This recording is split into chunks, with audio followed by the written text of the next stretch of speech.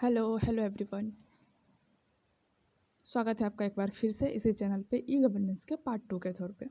पिछला वीडियो जो है बहुत ज़्यादा लॉन्ग हो रहा था, इसलिए मैंने इसको 2 पार्ट में डिवाइड करके अपलोड किया है। ये उसी वीडियो का कंटिन्यू है, ये उसका सेकंड पार्ट है और उसका लास्ट पार्ट है। तो पिछले पार्ट में जो है हमने देखा ई गवर्नेंस का कॉन्सेप्ट, उसका ऑब्जेक्टिव्स और फीचर्स को डिटेल में समझ लिया। अब नेचुरली एक इम्पोर्टेंट क्वेश्चन सामने आता है कि गवर्नमेंट डिजिटल टेक्नोलॉजी का यूज किस किस के लिए करती है। क्या हर डिजिटल सर्विस सभी लोगों के लिए एक जैसी होती है? इसका जवाब है नहीं। गवर्नमेंट अलग अलग ग्रुप्स के साथ अलग तरीके से इंटरेक्ट करती है। कभी गवर्नमेंट डायरेक्टली सिटीजन को सर्विस देती है, कभी दूसरे गवर्नमेंट डिपार्टमेंट्स के साथ इंफॉर्मेशन शेयर करती है, कभी बिजनेस के साथ काम करती है और कभी अपने एम्प्लॉय के लिए डिजिटल फैसिलिटी प्रोवाइड करती है। इसी बेसिस पे ई गवर्नेंस को 4 मेजर कैटेगरी में डिवाइड किया गया है। इन्हें हम government to citizen, government to government, government to business और गवर्नमेंट टू एम्प्लॉय के नाम से जानते हैं। इन शॉर्ट फॉर्म में इन्हें G2C, G2G, G2B और G2E लिखे जाते हैं। पहली बात देखने पर ये शॉर्ट फॉर्म्स थोड़ी कन्फ्यूजिंग लग सकती है, लेकिन अगर आप इनका लॉजिक समझ लेंगे तो कभी भूलेंगे नहीं। चलिए एक एक कैटेगरी को डिटेल में समझते हैं।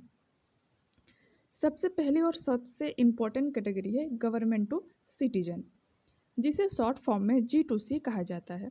नाम से ही समझ आ रहा है कि कैटेगरी में गवर्नमेंट डायरेक्टली सिटीजन्स को सर्विस प्रोवाइड करती है, यानी एक साइड पर गवर्नमेंट होती है और दूसरी साइड पर आम नागरिक। इस कैटेगरी का मेन ऑब्जेक्टिव है पब्लिक सर्विस को सिटीजन्स तक आसान, फास्ट और ट्रांसपेरेंट तरीके से पहुंचाना। अगर हम अपनी डेली लाइफ को देखें तो शायद सबसे ज़्यादा इसी कैटेगरी का यूज करते हैं। जब आप online birth certificate, caste certificate, income certificate या रेसिडेंटल सर्टिफिकेट के लिए अप्लाई करते हैं, तब आप G2C सर्विस का यूज कर रहे होते हैं। जब आप स्कॉलरशिप पोर्टल पर रजिस्ट्रेशन करते हैं, ड्राइविंग लाइसेंस के लिए ऑनलाइन अपॉइंटमेंट बुक करते हैं, पासपोर्ट के लिए एप्लीकेशन सबमिट करते हैं या इलेक्ट्रिसिटी बिल ऑनलाइन पे करते हैं, तब भी ये गवर्नमेंट टू सिटीजन सर्विस ही होती है। इसी तरह डिजी लॉकर से डॉक्यूमेंट डाउनलोड करना, उमंग ऐप के थ्रू गवर्नमेंट सर्विस लेना, ऑनलाइन पेंशन अप्लाई करना, राशन कार्ड के लिए एप्लीकेशन देना या आयुष्मान भारत कार्ड बनाना भी G2C के एग्जाम्पल्स है। यहाँ एक बात समझना बहुत ज़रूरी है। G2C का पर्पस सिर्फ ऑनलाइन फॉर्म भरना नहीं है, इसका रियल पर्पस सिटीजन्स और गवर्नमेंट के बीच की डिस्टेंस को कम करना होता है। सोचिए, अगर किसी गांव में रहने वाले व्यक्ति को सिर्फ एक इनकम सर्टिफिकेट के लिए डिस्ट्रिक्ट हेडक्वार्टर जाना पड़े तो उसका पूरा दिन और काफ़ी पैसे दोनों खर्च हो जाएंगे। लेकिन अगर वही सर्विस ऑनलाइन अवेलेबल है तो उसका समय भी बचेगा और अननेसेसरी ट्रैवलिंग भी नहीं करनी पड़ेगी। इसी वजह से G2C सर्विस को सिटीजन सेंट्रिक एफर्ट्स रहता है कि लोग कम से कम परेशानी में अपना काम कंप्लीट कर सके। आज इंडिया में डिजिटल इंडिया मिशन के बाद G2C सर्विस का स्कोप बहुत बढ़ गया है और लगभग हर डिपार्टमेंट धीरे धीरे अपनी सर्विस ऑनलाइन शिफ्ट कर रहा है। अब दूसरी कैटेगरी है गवर्नमेंट टू गवर्नमेंट, जिसे हम G2G कहते हैं। इस कैटेगरी में गवर्नमेंट सिटीजन्स के साथ नहीं बल्कि अपनी ही अलग अलग डिपार्टमेंट्स के साथ डिजिटल कम्युनिकेशन करती है। एक गवर्नमेंट के अंदर कई डिपार्टमेंट्स होते हैं, जैसे education departments, health department, revenue department, police department, transport department और फाइनेंस डिपार्टमेंट। कई बार इन डिपार्टमेंट्स को एक दूसरे के साथ इंफॉर्मेशन शेयर करनी पड़ती है। अगर ये प्रोसेस सिर्फ पेपर फाइल्स के थ्रू हो तो काफ़ी डिले हो सकता है। इसी प्रॉब्लम को सॉल्व करने के लिए G2G सिस्टम का यूज किया जाता है। मान लीजिए किसी डिस्ट्रिक्ट एडमिनिस्ट्रेशन को स्टेट गवर्नमेंट को मंथली रिपोर्ट भेजनी है। अगर रिपोर्ट फिजिकल फाइल के थ्रू भेजी जाएगी तो उसमें कई दिन लग सकता है, लेकिन डिजिटल पोर्टल या ई ऑफिस सिस्टम का थ्रू वही रिपोर्ट कुछ ही सेकंड में जाके स्टेट हेडक्वार्टर तक पहुंच सकती है। इसी तरह इलेक्शन के time voter data, health department की रिपोर्ट्स, स्कूल एजुकेशन का डेटा या डिजास्टर मैनेजमेंट से रिलेटेड इन्फॉर्मेशन भी डिपार्टमेंट के बीच डिजिटली एक्सचेंज की जा सकती है। इससे कोऑर्डिनेशन इम्प्रूव होता है और डिसीजन मेकिंग भी फास्ट हो जाती है। G2G का एक और इम्पॉर्टेंट एडवांटेज ये है कि अलग अलग डिपार्टमेंट्स के पास एक ही इन्फॉर्मेशन की अपडेट वर्जन अवेलेबल रहता है। इससे कन्फ्यूजन और डुप्लीकेट्स रिकॉर्ड्स की प्रॉब्लम भी कम हो जाती है। अगर एग्जाम में G2G का सिंपल मीनिंग पूछा जाए तो याद रखिए, गवर्नमेंट डिपार्टमेंट्स के बीच डिजिटल इंफॉर्मेशन और सर्विस का एक्सचेंज ही गवर्नमेंट टू गवर्नमेंट या G2G कहलाता है। अब तीसरी कैटेगरी है गवर्नमेंट टू बिजनेस, जिसे G2B कहा जाता है। इस कैटेगरी में गवर्नमेंट और बिजनेस ऑर्गेनाइजेशन के बीच डिजिटल इंटरेक्शन होता है। हर बिजनेस को अपना काम लीगल तरीके से चलाने के लिए गवर्नमेंट से कई परमिशन और अप्रूवल लेने पड़ते हैं, जैसे GST registration, company registration, trade license, tax payment, import export license, tender application और कई रेगुलेटरी अप्रूवल। पहले ये सारे काम मैनुअली होते थे, जिसमें पेपर वर्क बहुत ज़्यादा होता था, लेकिन ई गवर्नेंस के बाद इनमें से अधिकतर सर्विस ऑनलाइन अवेलेबल हो चुकी है। आज company GST return online file करती है, इनकम टैक्स इलेक्ट्रॉनिकली सबमिट करती है और गवर्नमेंट टेंडर्स भी ई टेंडर्स पोर्टल के थ्रू पार्टिसिपेट करती है। एक प्रैक्टिकल एग्जांपल लीजिए। मान लीजिए एक कंपनी गवर्नमेंट के लिए रोड कंस्ट्रक्शन का प्रोजेक्ट लेना चाह रही है।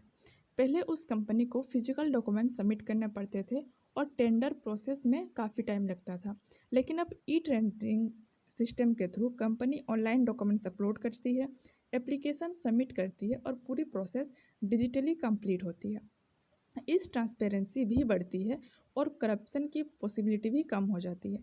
इसी तरह ऑनलाइन टैक्स पेमेंट और डिजिटल कंप्लेंट्स की वजह से बिजनेस का काम भी आसान हुआ है और गवर्नमेंट को भी रिकॉर्ड्स मेंटेन करने में सुविधा मिलती है।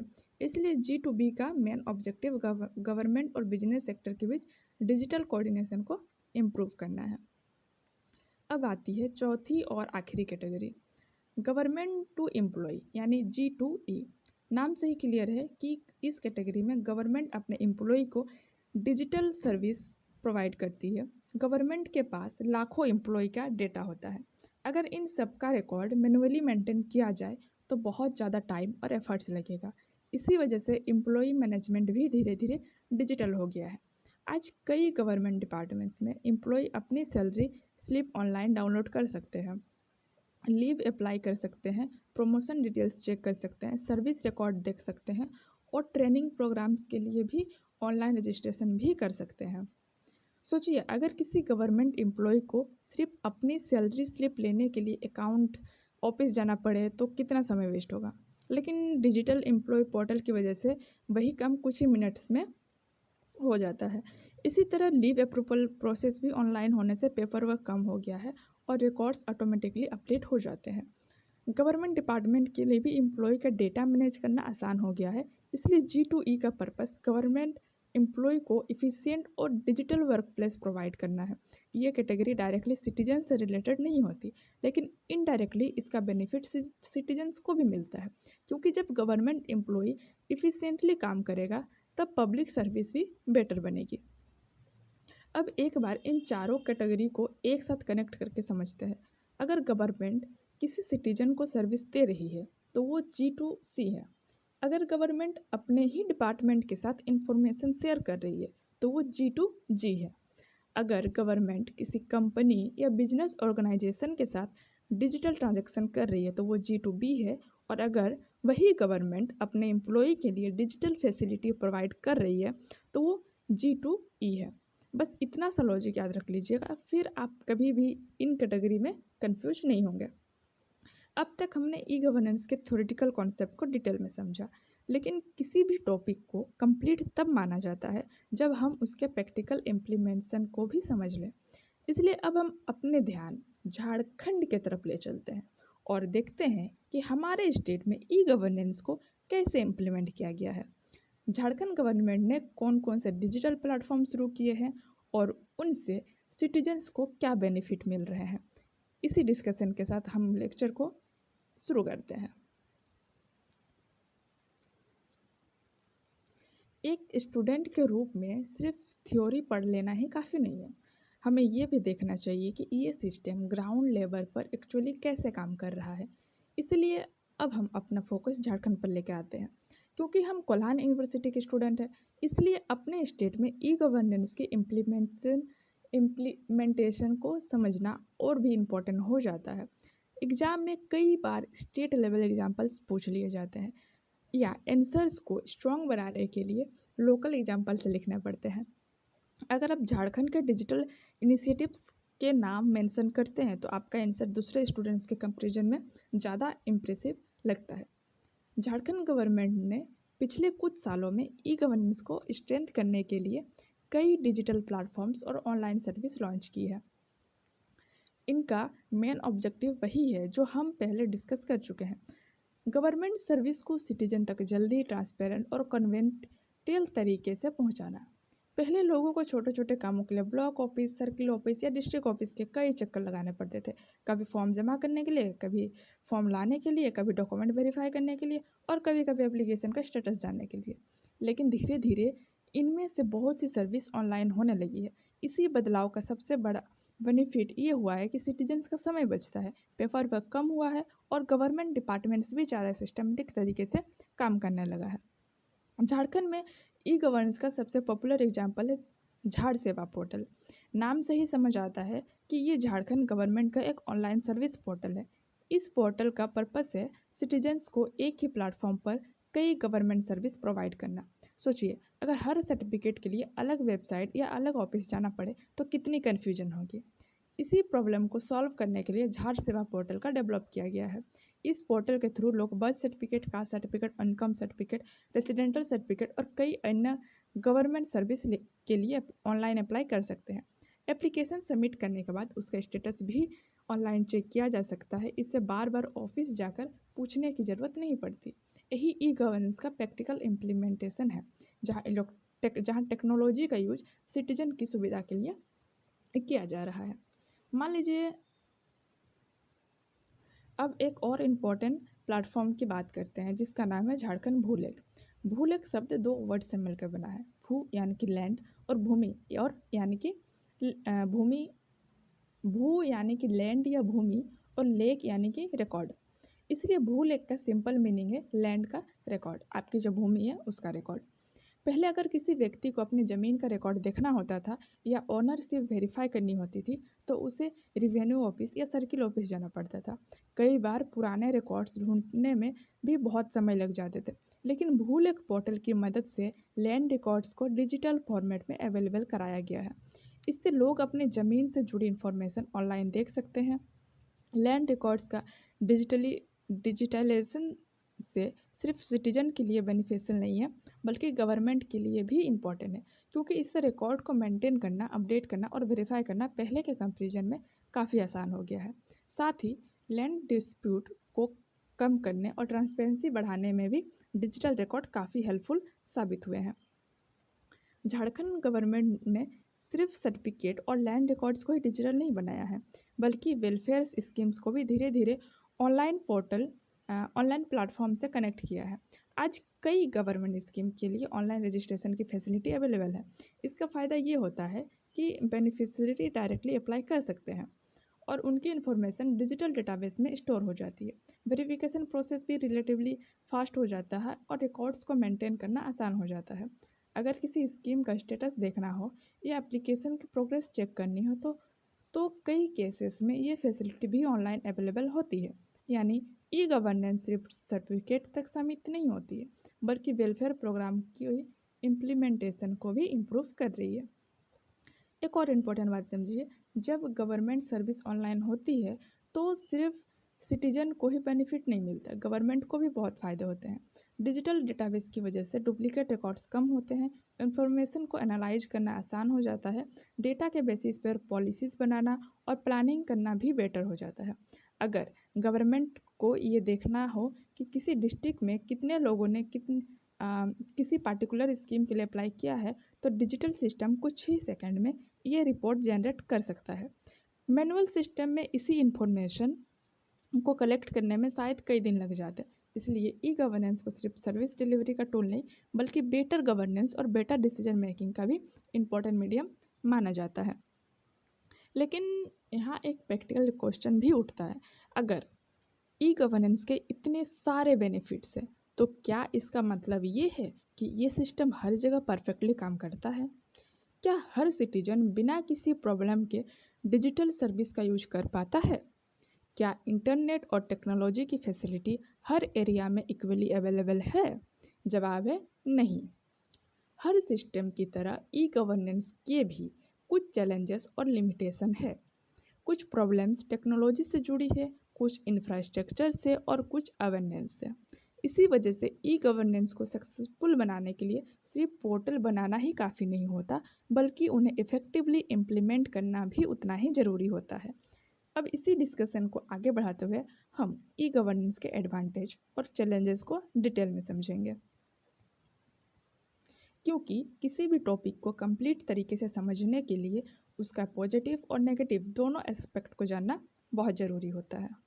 ध्यान रहे, एग्जाम में कई बार डायरेक्ट क्वेश्चन पूछा जाता है, write the advantage of e governance या explain the benefit of e governance.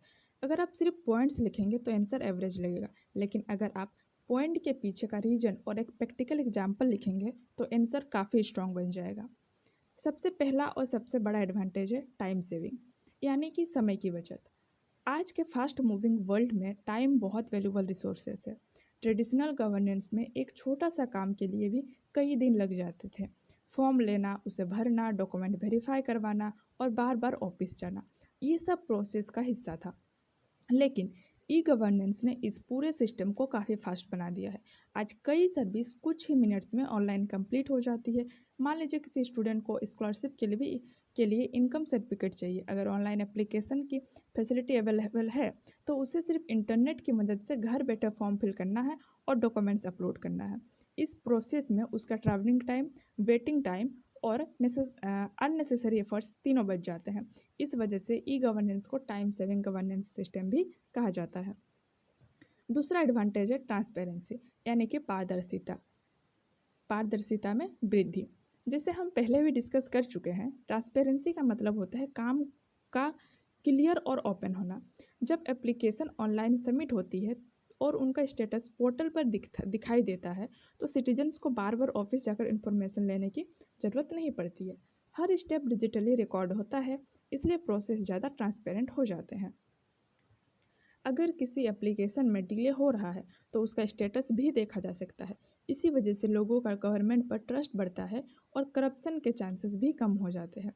Transparency सिर्फ सिटीजन्स के लिए ही नहीं बल्कि गवर्नमेंट डिपार्टमेंट्स के लिए भी बेनिफिशियल है, क्योंकि रिकॉर्ड्स को मेंटेन करना और वेरीफाई करना आसान हो जाता है। तीसरा एडवांटेज है रिडक्शन इन करप्शन, यानी कि भ्रष्टाचार में कमी। इस पॉइंट को समझना बहुत इंपॉर्टेंट है। करप्शन अक्सर वहाँ ज़्यादा होता है जहाँ प्रोसेस क्लियर ना हो और ह्यूमन इंटरफेरेंस बहुत ज़्यादा हो। जब हर काम मैन्युअली होता है तो कभी कभी अनफेयर प्रैक्टिस की पॉसिबिलिटी बढ़ जाती है। लेकिन ई गवर्नेंस में एप्लीकेशन डिजिटली सबमिट होती है, रिकॉर्ड इलेक्ट्रॉनिकली मेंटेन होते हैं और कई प्रोसेस ऑटोमेटेड होते हैं। इससे अननेसेसरी ह्यूमन इंटरवेंशन कम होता है।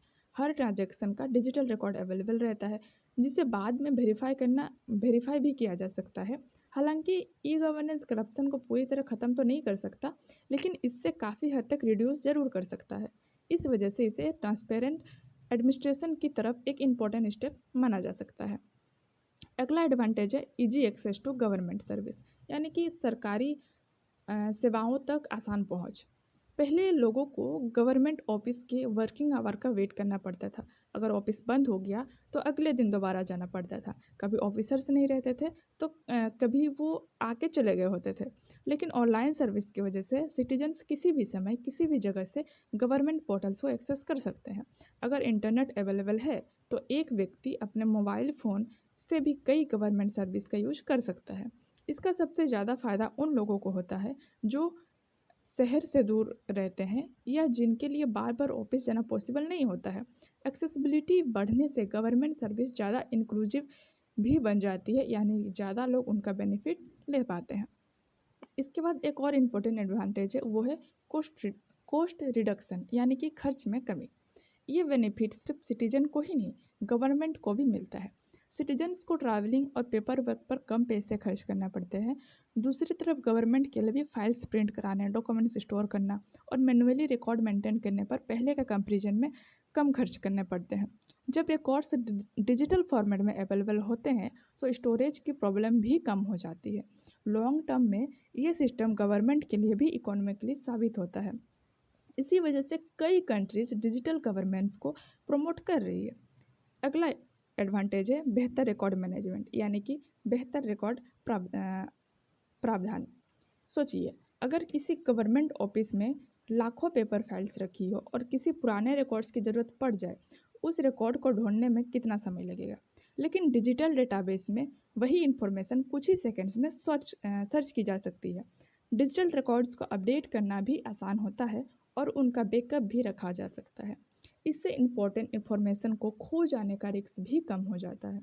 इसी वजह से ई गवर्नेंस डेटा मैनेजमेंट को ज़्यादा एफिशिएंट और रिलायबल बनाता है।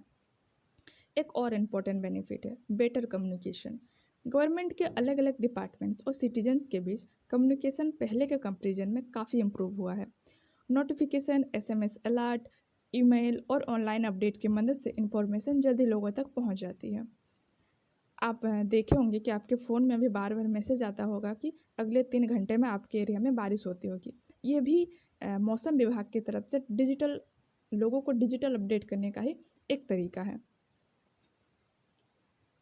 अगर हम इन सब एडवांटेज को एक सेंटेंस में समराइज करें तो हम कह सकते हैं कि ई गवर्नेंस ने गवर्नमेंट को ज़्यादा इफ़िशिएंट, ट्रांसपेरेंट, अकाउंटेबल और सिटीजन फ्रेंडली बनाया है। इसने सिटीजन्स का समय और पैसा दोनों बचाया है, गवर्नमेंट डिपार्टमेंट्स की वर्किंग को इम्प्रूव किया है और डिजिटल टेक्नोलॉजी की मदद से पब्लिक सर्विस को पहले के कंपेरिजन में ज़्यादा एक्सेसिबल बनाया है। इसी वजह से आज लगभग हर डेवलप्ड और डेवलपिंग कंट्री ई गवर्नेंस को स्ट्रेंथ करने का काम कर रही है। लेकिन यहाँ एक और इम्पोर्टेंट बात याद रखनी चाहिए। दुनिया में कोई भी सिस्टम 100% परफेक्ट नहीं होता है।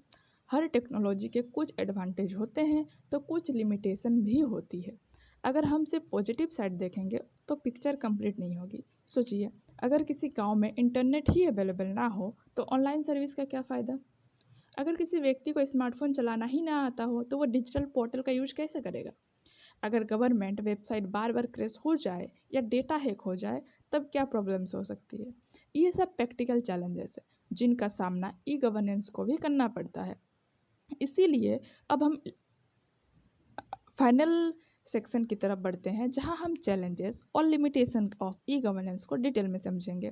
ये टॉपिक एग्जाम के लिए इम्पोर्टेंट है क्योंकि किसी भी लॉन्ग आंसर को बैलेंस बनाने के लिए एडवांटेज के साथ साथ लिमिटेशन का मेंशन करना भी ज़रूरी होता है। सबसे पहला चैलेंज है डिजिटल डिवाइड। ये टर्म सुनने में थोड़ा टेक्निकल लग सकता है लेकिन इसका मीनिंग बहुत सिंपल है। डिजिटल डिवाइड का मतलब है सोसाइटी के अलग अलग ग्रुप्स के बीच डिजिटल फैसिलिटी का अनइक्वल डिस्ट्रीब्यूशन।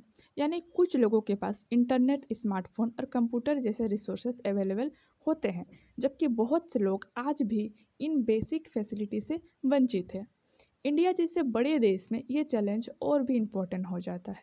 मेट्रो सिटी में हाई स्पीड इंटरनेट और डिजिटल सर्विस आसानी से मिल जाती है लेकिन कई गांव और रिमोट एरिया में आज भी नेटवर्क की प्रॉब्लम रहती है। सोचिए, अगर गवर्नमेंट किसी सर्विस को पूरी तरह ऑनलाइन कर दे लेकिन किसी गांव में इंटरनेट ही प्रॉपरली ना चले तो वहाँ के लोग उस सर्विस का बेनिफिट कैसे लेंगे। इसी डिफरेंस को डिजिटल डिवाइड कहा जाता है। जब तक हर सिटीजन के पास डिजिटल रिसोर्स और इंटरनेट की इक्वल एक्सेस नहीं होगी तब तक ई गवर्नेंस का फुल बेनिफिट सब तक नहीं पहुंच पाएगा। अगला चैलेंज है डिजिटल लिटरेसी की कमी। सभी लोग स्मार्टफोन यूज करते हैं, ये ज़रूरी नहीं है, और अगर स्मार्टफोन यूज करते भी है तो ये भी ज़रूरी नहीं है कि उन्हें गवर्नमेंट पोर्टल्स का यूज करना आता हो। डिजिटल लिटरेसी का मतलब है डिजिटल डिवाइस और ऑनलाइन सर्विस को सही तरीके से यूज करने की नॉलेज और स्किल्स। मान लीजिए किसी एल्डरली पर्सन को ऑनलाइन पेंशन के लिए अप्लाई करना है लेकिन उन्हें इंटरनेट चलाना ही नहीं आता। ऐसे सिचुएशन में पोर्टल अवेलेबल होने के बाद भी वो उसका बेनिफिट नहीं ले पाएगा। इसी तरह कई लोग ऑनलाइन फॉर्म्स भरते वक्त मिस्टेक कर देते हैं या फेक वेबसाइट का शिकार हो जाते हैं। इसीलिए सिर्फ डिजिटल प्लेटफॉर्म बनाना ही काफ़ी नहीं है, लोगों को उनका सही यूज करना भी सीखना जरूरी है। इसी वजह से गवर्नमेंट डिजिटल अवेयरनेस प्रोग्राम और डिजिटल लिटरेसी कैंपेन भी चलाती है। तीसरा चैलेंज है पुअर इंटरनेट कनेक्टिविटी, यानी कमज़ोर इंटरनेट सुविधा। ई गवर्नेंस का पूरा सिस्टम इंटरनेट पर डिपेंड करता है। अगर इंटरनेट स्लो हो जाए या बार बार डिस्कनेक्ट हो तो ऑनलाइन सर्विस का यूज करना मुश्किल हो जाता है। इंडिया में कई माउंटेन्स रीजन्स है, ट्राइबल एरियाज है और रिमोट विलेज में भी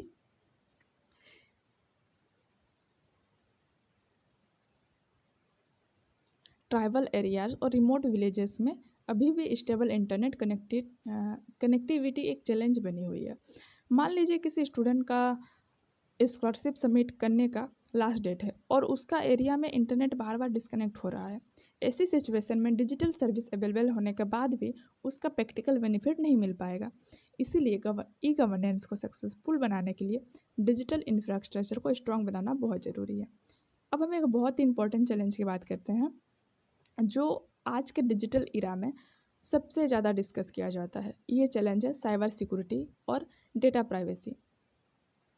जब गवर्नमेंट लाखों या करोड़ों सिटीजन्स का पर्सनल डेटा डिजिटली स्टोर करती है तो उस डेटा को सिक्योर रखना भी उतना ही ज़रूरी हो जाता है। पर्सनल इन्फॉर्मेशन जैसे Aadhaar number, address, mobile number, bank detail या लैंड रिकॉर्ड बहुत सेंसिटिव इन्फॉर्मेशन होती है। अगर किसी सिस्टम को हैकर्स अटैक कर दे या डेटा लीक हो जाए तो सिटीजन्स को काफ़ी नुकसान हो सकता है। इसीलिए गवर्नमेंट को strong security system, encryption, secure service और रेगुलर सॉफ्टवेयर अपडेट का यूज करना पड़ता है। डेटा प्राइवेसी का मतलब है सिटीजन्स की पर्सनल इन्फॉर्मेशन को बिना उनकी परमिशन के मिसयूज ना किया जाए। आज के समय में साइबर सिक्योरिटी ई गवर्नेंस का एक इसेंशियल पार्ट बन चुका है, क्योंकि डिजिटल सिस्टम तभी सक्सेसफुल माना जाएगा जब लोग उस पर ट्रस्ट करेंगे। एक और प्रैक्टिकल चैलेंज है रेसिस्टेंस टू चेंज, यानी नए सिस्टम को एक्सेप्ट ना करना। हर नए सिस्टम का शुरुआत में कुछ लोग उसे अडॉप्ट करने से हिचकिचाते हैं। कई गवर्नमेंट एम्प्लॉई सालों से मैनुअल सिस्टम में काम कर रहे होते हैं, इसलिए डिजिटल सिस्टम पर शिफ्ट होना उनके लिए आसान नहीं होता। इसी तरह कुछ सिटीजन्स भी ऑनलाइन सर्विस के बजाय ट्रेडिशनल ऑफिस प्रोसेस को ही प्रीफर करते हैं। इस प्रॉब्लम को सॉल्व करने के लिए ट्रेनिंग प्रोग्राम्स, अवेयरनेस कैंपेन और टेक्निकल सपोर्ट की ज़रूरत पड़ती है। जब लोग धीरे धीरे नए सिस्टम को बेनिफिट को समझेंगे तब उनका कॉन्फिडेंस भी बढ़ने लगता है और डिजिटल सर्विस का यूज भी बढ़ जाता है। ई गवर्नेंस का एक और लिमिटेशन टेक्निकल इशू भी है। कभी वेबसाइट सर्वर डाउन हो जाता है, कभी पोर्टल मेंटेनेंस मोड में चला जाता है, कभी सॉफ्टवेयर में बग्स आ जाते हैं और कभी हेवी ट्रैफिक की वजह से वेबसाइट स्लो हो जाती है। आपने खुद भी कभी ऑनलाइन फॉर्म भरते वक्त सर्वर बिजी या ट्राई अगेन लेटर जैसा मैसेज देखा होगा। ये सब टेक्निकल प्रॉब्लम्स यूजर्स का एक्सपीरियंस को अफेक्ट करती है। इसीलिए गवर्नमेंट को अपने डिजिटल सिस्टम को रेगुलरली अपडेट करना पड़ता है और उनकी परफॉर्मेंस को कंटिन्यूसली मॉनिटर करना पड़ता है। कई लोग सोचते हैं कि डिजिटल सिस्टम सस्ता होता है, लेकिन शुरुआत में ई गवर्नेंस को इम्प्लीमेंट करना काफ़ी एक्सपेंसिव भी हो सकता है। गवर्नमेंट को सर्वर खरीदने पड़ते हैं, सॉफ्टवेयर डेवलप करना पड़ता है, डेटा सेंटर एस्टेब्लिश करना पड़ता है, एम्प्लॉय को ट्रेनिंग देनी पड़ती है और साइबर सिक्योरिटी पर भी इन्वेस्टमेंट करना पड़ता है। यानी इनिशियल इन्वेस्टमेंट काफ़ी हाई होता है। हाँ, लॉन्ग टर्म में ये सिस्टम कॉस्ट इफेक्टिव बन जाता है, लेकिन इम्प्लीमेंटेशन के इनिशियल स्टेज में फाइनेंशियल रिसोर्सेज की ज़रूरत होती है। अब अगर हम इन सब चैलेंजेस को एक साथ देखें तो हम समझ जाता है कि ई गवर्नेंस एक बहुत पावरफुल सिस्टम है, लेकिन इसकी सक्सेस सिर्फ टेक्नोलॉजी पर डिपेंड नहीं करती। इसके लिए strong internet infrastructure, trend man power, secure digital system, citizens की अवेयरनेस और गवर्नमेंट की कंटिन्यूअस मॉनिटरिंग भी उतनी ही ज़रूरी है। जब ये सब चीज़ें एक साथ मिलकर काम करती है तभी ई गवर्नेंस अपने एक्चुअल ऑब्जेक्टिव को अचीव कर पाता है। इसी वजह से हर गवर्नमेंट सिर्फ नए पोर्टल लॉन्च करने पर ही फोकस नहीं करती, बल्कि उन पोर्टल्स को सिक्योर, रिलायबल और यूजर फ्रेंडली बनाना पर भी इक्वल ध्यान देती है। अब हम लगभग पूरे यूनिट के एंड पर पहुंच चुके हैं। हमने ई गवर्नेंस के मीनिंग से लेकर उसके ऑब्जेक्टिव, फीचर्स, टाइप, झारखंड में इम्प्लीमेंटेशन, एडवांटेज और चैलेंजेस सब कुछ डिटेल में समझ लिया। लेक्चर को कंक्लूड करने से पहले एक छोटा सा रिवीजन करना बहुत ज़रूरी है, ताकि सारे कॉन्सेप्ट एक बार फिर से हमारे माइंड में कनेक्ट हो जाए। इसके बाद हम एग्ज़ाम के लिए इम्पोर्टेंट क्वेश्चन और आंसर राइटिंग टिप्स भी डिस्कस करेंगे, जिससे रिवीजन और भी आसान हो जाएगा। तो चलिए अब पूरे लेक्चर का एक बार रिवीजन कर लेते हैं। अगर आपने शुरुआत से लेकर अब तक ध्यान से लेक्चर देखा है तो आपको ये रियलाइज़ होगा कि ई गवर्नेंस सिर्फ एक थ्योरेटिकल टॉपिक नहीं है, ये हमारे डेली लाइफ का एक प्रैक्टिकल कॉन्सेप्ट है, जिसका हम बिना सोचे समझे लगभग हर दिन यूज करते हैं। जब हम ऑनलाइन इलेक्ट्रिसिटी बिल पे करते हैं, रेलवे टिकट बुक करते हैं, स्कॉलरशिप के लिए अप्लाई करते हैं, डिजी लॉकर से डॉक्यूमेंट डाउनलोड करते हैं या किसी गवर्नमेंट पोर्टल से सर्टिफिकेट निकालते हैं, तब हम डायरेक्टली या इनडायरेक्टली ई गवर्नेंस का ही यूज कर रहे होते हैं। इसलिए इस टॉपिक को सिर्फ एग्ज़ाम के लिए याद करना ही इनफ नहीं है। अगर आप इसका कॉन्सेप्ट समझ लेंगे तो फ्यूचर में भी जब कभी डिजिटल इंडिया या ऑनलाइन गवर्नमेंट सर्विस की बात होगी, तब आप इजीली रिलेट कर पाएंगे कि ये सब ई गवर्नेंस का ही प्रैक्टिकल फॉर्म है। सबसे पहले हमने ई गवर्नेंस का मीनिंग समझा था। हमने देखा कि इलेक्ट्रॉनिक का मतलब होता है डिजिटल टेक्नोलॉजी का यूज और गवर्नेंस का मतलब होता है शासन या एडमिनिस्ट्रेशन।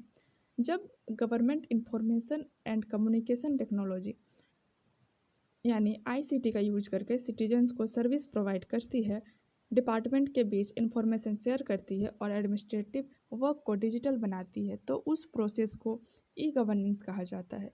इस डिफिनेशन का सबसे इम्पोर्टेंट कीवर्ड है आईसीटी। अगर एग्जाम में आपसे ई गवर्नेंस की डिफिनेशन पूछा जाए तो आंसर में आईसीटी का मेंशन जरूर करिएगा, क्योंकि इसी टेक्नोलॉजी की वजह से डिजिटल गवर्नेंस पॉसिबल हो पाती है।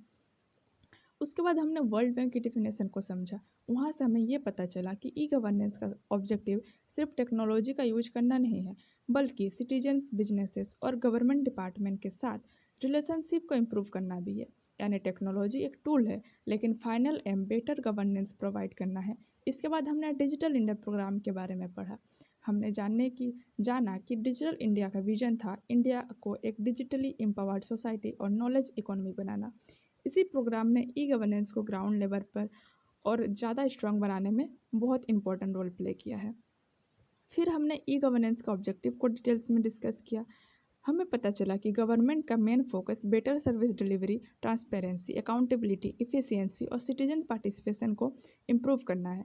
अगर इन सब ऑब्जेक्टिव को एक लाइन में याद रखना हो तो बस इतना याद रखिए कि ई गवर्नेंस का पर्पस गवर्नमेंट को सिटीजन सेंट्रिक बनाना है। सिटीजन सेंट्रिक का मतलब है कि पूरे सिस्टम का सेंटर गवर्नमेंट नहीं बल्कि सिटीजन हो। हर सर्विस को इस तरह से डिजाइन किया जाए कि आम लोगों को मैक्सिमम कन्वीनियंस मिले और उनका समय और पैसा दोनों बचे। उसके बाद हमने ई गवर्नेंस का फीचर्स को समझा। हमने देखा कि speed, transparency, efficiency, accessibility, accuracy, accountability और पेपरलेस गवर्नेंस की सिस्टम की वजह सबसे इम्पोर्टेंट कैरेक्टरिस्टिक्स है। इन सब फीचर्स का कॉमन ऑब्जेक्टिव ये है कि गवर्नमेंट के काम को पहले से ज़्यादा फास्ट, ऑर्गेनाइज और रिलेबल बनाना। इसी वजह से आज दुनिया के अधिकतर देश अपनी एडमिनिस्ट्रेटिव सर्विस को डिजिटल प्लेटफॉर्म पर शिफ्ट कर रही है। लेक्चर के अगले पार्ट में हमने ई गवर्नेंस को 4 मेजर टाइप पढ़े: government to citizen, government to government, government to business और गवर्नमेंट टू एम्प्लॉय। इन्हें शॉर्ट फॉर्म में G2C, G2G, G2B और G2E कहा जाता है। अगर आप सिर्फ इनके फुल फॉर्म्स याद कर लेंगे तो शायद कुछ दिन बाद भूल जाएंगे, लेकिन अगर आप इनका लॉजिक याद रखेंगे तो कभी कन्फ्यूजन नहीं होगा। सिटीजन को सर्विस मिले तो G2C, डिपार्टमेंट्स के बीच डिजिटल कम्युनिकेशन हो तो G2G, बिजनेस के साथ ऑनलाइन इंटरेक्शन हो तो G2B और गवर्नमेंट एम्प्लॉय के लिए डिजिटल सर्विस हो तो G2E। बस इतना लॉजिक याद रखें और एग्जाम में आसानी से आंसर लिख पाएंगे। इसके बाद हमने झारखंड में ई गवर्नेंस की इम्प्लीमेंटेशन देखी। हमने झाड़ सेवा पोर्टल और झारखंड भूले जैसे एग्जाम्पल के थ्रू समझे कि स्टेट गवर्नमेंट डिजिटल टेक्नोलॉजी का यूज करके सिटीजन्स को सर्विस प्रोवाइड करा रही है। यहाँ एक बात याद रखिए, अगर आप आंसर में सिर्फ डेफिनेशन लिखने के बाद झाड़ सेवा या भूले का एग्जाम्पल मेंशन कर देते तो आपका आंसर और ज़्यादा प्रैक्टिकल और इम्प्रेसिव लगते हैं। एग्जामिनर को भी ये पता चलता है कि आप सिर्फ थ्योरी नहीं बल्कि उसका प्रैक्टिकल एप्लीकेशन भी समझते हैं। उसके बाद हमने एडवांटेज ऑफ ई गवर्नेंस पढ़े। हमने देखा कि सिस्टम की वजह से टाइम बचता है, ट्रांसपेरेंसी बढ़ती है, करप्शन कम होता है, गवर्नमेंट सर्विस तक एक्सेस आसान होता है, कॉस्ट रिड्यूस होती है, रिकॉर्ड मैनेजमेंट इम्प्रूव होता है और कम्युनिकेशन फास्ट हो जाता है। लेकिन साथ ही हमने ये भी समझा कि कोई भी सिस्टम परफेक्ट नहीं होता, इसीलिए हमने चैलेंजेस ऑफ ई गवर्नेंस भी डिटेल में डिस्कस किया।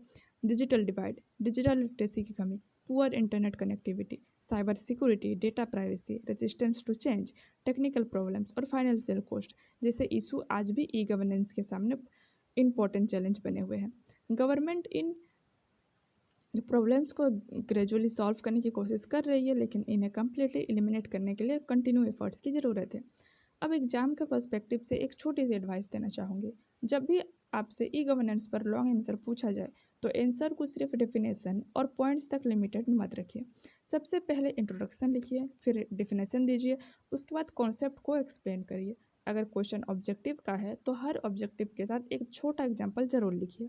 अगर एडवांटेज पूछा गया है तो प्रैक्टिकल बेनिफिट्स मेंशन करिए, और अगर चैलेंजेस पूछा गया है तो उनके साथ पॉसिबल सॉल्यूशन या गवर्नमेंट एफर्ट्स का भी शॉर्ट मेंशन कर दीजिए।